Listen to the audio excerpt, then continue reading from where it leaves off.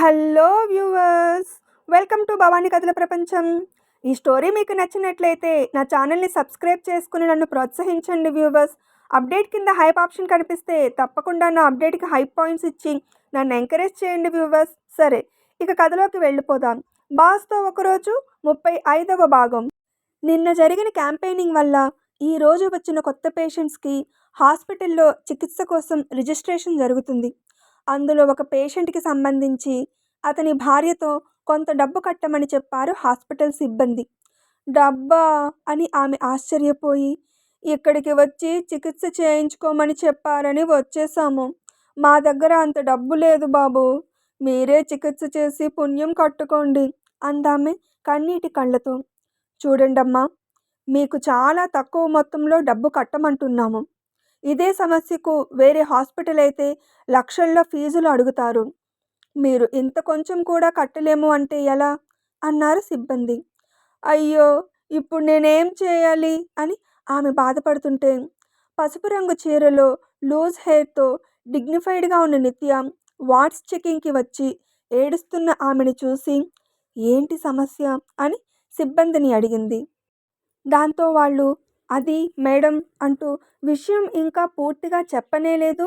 Patient భార్య నిత్య దగ్గరకు వచ్చి, అమ్మా, నా పెనిమిటిని కాపాడండి, మీ వాళ్లే పరీక్షలు చేసి ఇక్కడికి రమ్మని చెప్పారు. ఈయన అనారోగ్యంతో ఉంటే మా జీవితాలు ముందుకు సాగవు. చికిత్స కోసం కొంతైనా డబ్బు కట్టాలి అంటున్నారు. ఇంత పెద్ద ఆసుపత్రిలో చికిత్స చేయించే స్తోమత మాకు లేదు. మీరే కరుణించండమ్మా అని కాళ్ళు పట్టుకోబోయింది. అయ్యో, ఆగండమ్మా అని ఆమెను ఆపి, మీ వారికి ఏమీ కాదు, మీలాంటి వాళ్ల కోసమే ఈ హాస్పిటల్ ఉంది. మీ దగ్గర డబ్బు లేకపోయినా పర్వాలేదు, మీ వారికి చికిత్స జరుగుతుంది అని చెప్పి సిబ్బంది వైపు చూసి, అడ్మిషన్ ఇవ్వండి అని చెప్పింది. కానీ మేడం అని వాళ్ళు అంటుంటే, జీరో ఫీజ్, అదే క్యాష్లెస్ అడ్మిషన్ ఇచ్చి వెంటనే ట్రీట్మెంట్ మొదలు పెట్టమని వార్డులో చెప్పండి అని చెప్పి ఆమె వైపు తిరిగి, మీ వారికి ఏం కాదు, ధైర్యంగా ఉండండి అని చెప్పి ముందుకు వెళ్ళిపోయింది. చల్లగా ఉండమ్మా అని కన్నీటి వదనంతో దీవించిందామె. సత్య హాస్పిటల్ గురించి నిత్య చేస్తున్న పబ్లిసిటీ యాడ్స్, నిర్వహిస్తున్న క్యాంపెయినింగ్స్ పేషెంట్స్ తాకిడిని పెంచుతున్నాయి. సమస్య తొలిదశలో ఉన్న పేషెంట్స్కి మంచి మందులతో ఆహ్లాదకరమైన వాతావరణంలో తక్కువ ఖర్చుతో చికిత్స లభించడంతో ఇంకాస్త తొందరగా ఆరోగ్యాన్ని చేకూర్చుకొని ఆనందం నిండిన వదనాలతో హాస్పిటల్ అందించిన సేవల గురించి వేవేల పొగుడుతూ ఇంటికి వెళ్తున్నారు. దాంతో అనతి కాలంలోనే హాస్పిటల్ మంచి పేరును సంపాదించుకుంది. సత్య హాస్పిటల్ని అభయ్లో విలీనం చేయలేదు సరికదా, మంచి టాక్తో ముందుకు దూసుకెళ్తుందని, తన హాస్పిటల్కి వచ్చే క్యాష్ పేషెంట్స్ తగ్గిపోతున్నారని అజయ్ వర్మ రగిలిపోతున్నాడు. అతని కోపం తారాస్థాయికి చేరిపోతుంది. ఏదో అంతంత మాత్రంగా హాస్పిటల్ నడుస్తుంది అనుకుంటే నా లాభాలకే ఎసరు పెట్టాడు ఈ శ్రీరాజ్. హాస్పిటల్ పెట్టడం మాత్రమే కాకుండా అన్ని రకాలుగా ప్రచారం చేస్తూ జనాల్ని తన వైపు ఆకర్షిస్తున్నాడు. ఇలా జరగడానికి వీల్లేదు. వాడి హాస్పిటల్లో వాడుతున్న మందులు నకిలీవి అని, అవి వాడిన వాళ్ళు మరింత అనారోగ్యం పాలయ్యారనే ఫిర్యాదులపై అధికారులతో ఆకస్మిక సోదాలు, అదే రేడ్ చేయించండి అన్నాడు. కానీ సార్, ఎలాంటి అనుమతి పత్రం లేకుండా హాస్పిటల్ తెరిచిన 6 నెలలకే ఎవరు సోదాలు చేస్తారు అని అడిగాడు పిఏ. అనుమతి పత్రం నేను రెడీ చేయిస్తాను. తెరిచి 6 నెలలు అయ్యిందా, సంవత్సరం దాటిందా అన్నది కాదు సమస్య. వాడి అభివృద్ధి మనకి ఆటంకం అవునా కాదా అన్నది మాత్రమే సమస్య. హాస్పిటల్ పనితీరు, అక్కడి ఫెసిలిటీస్, నిబంధనల విషయంగా హాస్పిటల్ మీద ఇన్స్పెక్షన్ కమిషన్ ఎంక్వైరీ చేస్తుంది.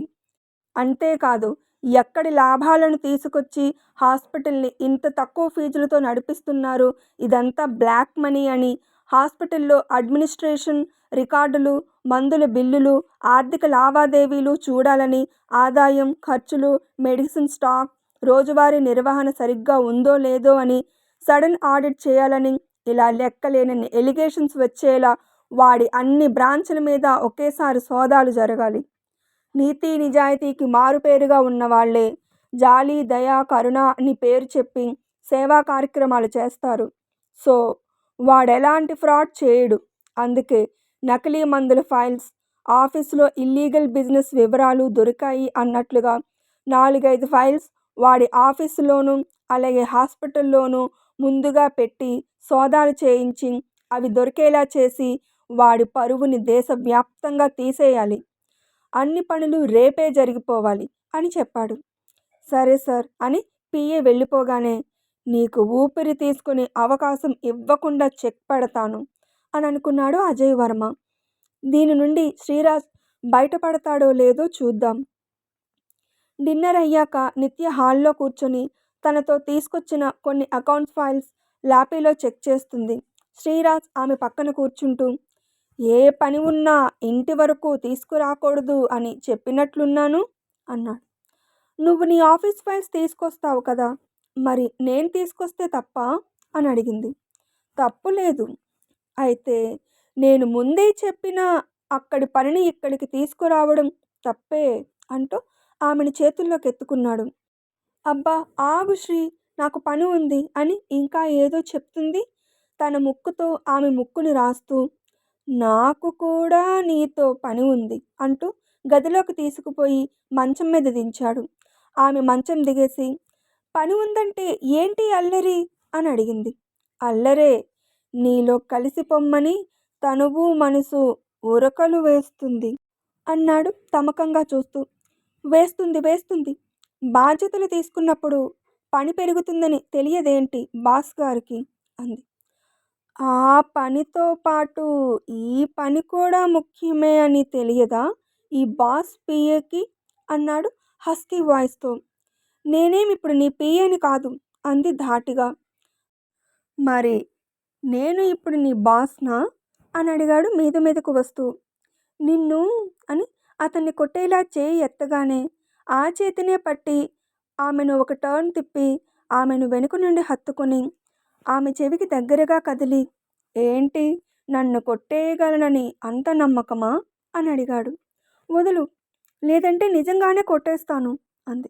వదలను, ఏం చేస్తావు అంటూ ఆమె లూజ్ హెయిర్ని అటుపక్క భుజం మీద వేసి పచ్చని మేనిఛాయతో కాంతులీనుతున్న మెడ వెనుక అలాగే మెడవంపులో మీసాలతో రాస్తున్నాడు. ఆ చర్యకు కోపం చూపడం మర్చిపోయిందామె. అతని వెచ్చని ఊపిరి తనను తాకుతుంటే ఆమెలో అలజడి మొదలైంది. దానికి తోడు మీసాల స్పర్శ గిలిగింతలు పెడుతుంటే, వదులు శ్రీ అంది గోముగా. నిన్ను ఎలా దారికి తెచ్చుకోవాలో నాకు బాగా తెలుసు అంటూ మీసాలతో పాటు పెదవుల తాకిడి కూడా పెంచుతూ ఆమె టీషర్ట్ని దూరం చేసి ఒక్కసారిగా అతని వైపు తిప్పుకొని ఆమె కింది పెదవిని అందుకున్నాడు. అతని మెడ చుట్టూ చేతులు వేసి చుట్టుకొని అతని ముద్దుని ఆస్వాదిస్తుందామె. ఇష్టంగా పెదవిని ముద్దాడి పై పెదవిని కూడా జతచేసి అతని పెదవుల మధ్యలో బంధించి అదరాలలో తేనెను ఆస్వాదిస్తున్నాడు. కొన్ని నిమిషాల తర్వాత పెదవులను వదిలి ఆమె మోముని ఇంచ్ ముద్దుల్లో ముంచెత్తుతూ ఇద్దరి మధ్యలో అడ్డులను తొలగించి ఆమె 2 చేతులను తన మెడ చుట్టూ వేయించుకొని కాళ్ళని అతని నడుం చుట్టూ అటూ ఇటూ వేయించుకొని ఆమెను లాక్ చేసి అలాగే ఎత్తుకొని మంచం మీదకు చేరి ఎత్తులను ముద్దు చేస్తున్నాడు. అలా కిందకు జారి నడుం ఉదర భాగాలను మునివేళ్లతో తాకుతూ ముద్దులు పెడుతూ ఇంకా కిందకు జరగబోతుంటే ఆమెలో రేగుతున్న అలజడిని తీర్చుకునేలా అతన్ని మీదకు లాక్కొని గట్టిగా హత్తుకుందామె. ఇద్దరూ అలా పెనవేసుకున్నట్లుగా ఉంటూనే ఒకరిని ఒకరు ఇష్టంగా తడుముకుంటూ ముద్దుల వర్షం కురిపిస్తున్నారు. అంతకంతకు అతనిలో పెరుగుతున్న అలజడిని తీర్చుకునేలా కోరికనే ఆయుధంగా మార్చుకొని ఒక్కసారిగా ఆమెలోకి చేరిపోయాడు. అతని చర్యలకు వేడి నిట్టూర్పులు విడుస్తూ అతనితో సమానంగా కదులుతున్న ఆమెను పెదవి చివరకు నవ్వు చేరినట్లుగా దరహాసంగా చూస్తూ ఆమె నడుం పట్టుకొని మరింతగా తనలోకి అదుముకుంటున్నాడు. నన్ను ఎలా నీ దారికి తెచ్చుకోవాలో నీకు బాగా తెలుసు అంది. లేకపోతే నువ్వు అడ్డులు చెప్తుంటే ముడుచుకుని పడుకోవాలా అని అడుగుతూ మరింతగా వేగాన్ని పెంచుతూ ఆమె లోతుల్లోకి చేరిపోతూ ఆమె ఎత్తులను అదరాలను మార్చి మార్చి ముద్దు చేస్తున్నాడు. మరునాడు నిత్య రోజు కన్నా త్వరగా లేచి ఫ్రెష్ అయి నిన్న వదిలేసిన ఫైల్స్ పని పూర్తి చేసి టిఫిన్ ప్రిపేర్ చేసి తినడం అయిపోయాక బాబుకి బ్రేక్ బాక్స్ కడుతుంటే బాబు వాటర్ బాటిల్ నింపుకుంటున్నాడు. ఆఫీస్కి రెడీ అయిపోయి బ్రీఫ్ కేస్తో హాల్లోకి వచ్చిన శ్రీరాజ్ నిత్య అని పిలిచాడు. ఏంటి శ్రీ అని అడుగుతూ బాబు బ్యాగ్ సర్దుతుంది. నువ్వు స్ట్రాంగ్ అని నాకు తెలుసు, అయినా చెప్పాలని అనిపించి చెప్తున్నాను. ఎప్పుడు ఎలాంటి సమస్య వచ్చినా ఏం జరిగినా అస్సలు కంగారు పడకు అన్నాడు. ఆ మాట వినగానే ఆమె అలజడిగా ముఖాన్ని పెట్టి ఏం జరిగింది, ఎందుకిలా అంటున్నావు అని బెంగగా అడిగింది. ఏం జరగలేదు, ఏం జరిగినా టెన్షన్ పడకు అంటున్నాను అంతే. మనం చేస్తున్నది మంచి పని అయినప్పుడు మనకు ఏ సమస్య వచ్చినా సులభంగా దాన్ని అధిగమిస్తాము అని ధైర్యం చెప్పాడు. హాస్పిటల్ ఓపెన్ అయినప్పటి నుండి ఇలాగే ఏదో ఒకటి చెప్తున్నాడని సరే అలాగే అన్నట్లుగా చూసింది. సరే టైం అవుతుంది పద అని బయలుదేరదీశాడు. దాంతో బాబుని తీసుకుని కదిలిందామె. నిత్య సెక్యూరిటీ వెహికల్లో హాస్పిటల్కి బయలుదేరితే బాబుని స్కూల్లో దించేసి శ్రీరాజ్ ఆఫీస్ వైపు వెళ్ళిపోయాడు. ఈ ఇద్దరూ హాస్పిటల్కి ఆఫీస్కి చేరుకోగానే అజయ్ వర్మ ఆజ్ఞ మేరకు శ్రీరాజ్కి సంబంధించిన అన్ని బ్రాంచెస్లో తనిఖీలు చేయడానికి అఫీషియల్స్ బయలుదేరారు. మొదటగా శ్రీరాజ్ ఆఫీస్కి చెకింగ్ సిబ్బంది చేరుకొని సత్య హాస్పిటల్ ఫౌండర్స్లో మీరు కూడా ఒకరు కాబట్టి ఎక్కడి నుండి ఫండ్స్ వస్తున్నాయి, వాటిని ఏ రకంగా వినియోగిస్తున్నారు, మీరు న్యాయంగా బిజినెస్ చేస్తున్నారా లేదా ఇల్లీగల్ యాక్టివిటీస్కి ఇది అడ్డాగా ఉందా అని ఇలా చాలా విషయాలు తెలుసుకోవడానికి మీ బ్రాంచెస్ అన్నింటి మీద సోదాలు చేయడానికి అనుమతి ఉంది. మాకు సహకరించండి. ఎవ్వరూ బయటకు వెళ్ళడానికి వీల్లేదు, అలాగే లోపలికి రావడానికి వీల్లేదు అని ఫోన్ లాక్కున్నారు. ఒక్క ఫోన్ చేసుకుంటాను అన్నాడు శ్రీరాజ్. మా పని అయ్యే వరకు మీకు ఫోన్ ఇవ్వబడదు, మీరెవరికీ ఫోన్ చేయడానికి వీల్లేదు అన్నారు. సరే నేను చేయను, నా భార్యతో మాట్లాడాలి, ఒకసారి మీరే మీ ఫోన్ నుండి చేయండి అన్నాడు. కుదరదు అని అతని అన్ని files, lockers, bank transactions, projects ఇలా అన్నింటినీ తనిఖీ చేస్తున్నారు. శ్రీరాజ్ క్యాబిన్ బయటకు వచ్చి ఎవ్వరూ కంగారు పడద్దు, నిదానంగా ఉండండి అని స్టాఫ్కి చెప్పాడు. ఇదే మాట భార్యకు చెప్పాలనుకున్నాడు, కానీ కుదరలేదు. పద్మనాభం హాస్పిటల్కి వచ్చాడు. రండి సార్, బాగున్నారా అని అభిమానంగా పలుకరించింది నిత్య. నేను బాగున్నానమ్మా, మీ ముగ్గురు ఎలా ఉన్నారు అని అడుగుతున్నాడు. నిత్య క్యాబిన్కి పదుల సంఖ్యలో ఆఫీసర్స్ వచ్చి ఈ హాస్పిటల్లో సోదాలు చేయాలి అన్నారు. అంతమందిని చూసి భయపడుతుంది అంటే సోదాలు అనగానే సోదానా, కానీ ఎందుకు, అసలు మీరెవరు అని అనుమానంగా అడిగింది. మేం డ్రగ్ డిపార్ట్మెంట్, మేం టాస్క్ ఫోర్స్ అని ఒక్కో సెక్షన్ చెప్తూ చికిత్సలో భాగంగా మీరిచ్చిన మందులు వికటించాయని మీ హాస్పిటల్కి అగెయినిస్ట్గా కంప్లైంట్ వచ్చింది. విచారణలో తప్పు జరిగిందని తెలిస్తే మీ లైసెన్స్ రద్దు చేయాల్సి ఉంటుంది అనగానే నేను ఒకసారి మా వారికి ఫోన్ చేస్తాను అని డయల్ చేయబోయింది.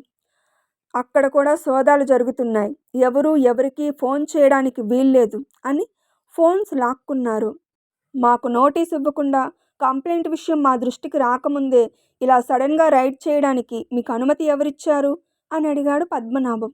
దాంతో అనుమతి పత్రం చూపించారు వాళ్ళు. ఎవరో కావాలనే చేస్తున్నారని అర్థమై వీళ్ళ పని వీళ్ళు చేసే తీరుతారు అని నిమ్ముకున్నాడు పద్మనాభం. వాళ్ళు చెప్పేది విని నిత్య హడలిపోయింది.